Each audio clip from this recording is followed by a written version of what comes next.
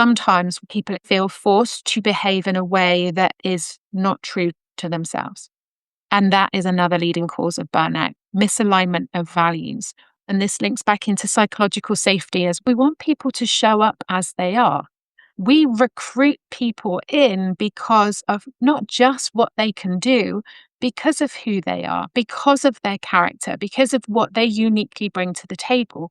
So we want to make sure then when everybody is seated around the table that they can sit as themselves and contribute as themselves. If we don't give people that environment where they can stay true to their character, where we force them to work in a different way, not only do we find that, firstly, the absenteeism, presenteeism will be impacted because people will feel that it needs extra energy to come to work. So on the days where they don't feel that they have that energy, they won't show up. And if they do show up, they might be there physically, but they're not going to be there mentally.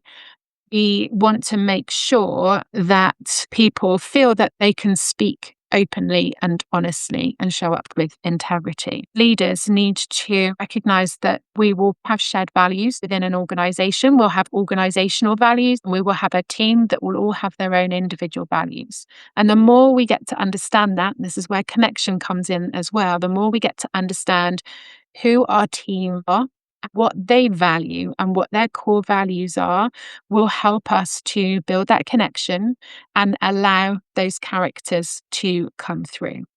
When we can show up as ourselves, that helps with confidence, it helps with competence, and it's going to help with community and connection. They are all linked in together. We need to feel that we contribute and we need to feel significance. How do I contribute as an individual? And how do I contribute in terms of the work that I do? Because we all know if we step out of an organizational chart, we will be replaced the following day in terms of the work that needs to be done. But we won't be replaced in the same way as to how we contribute as an individual.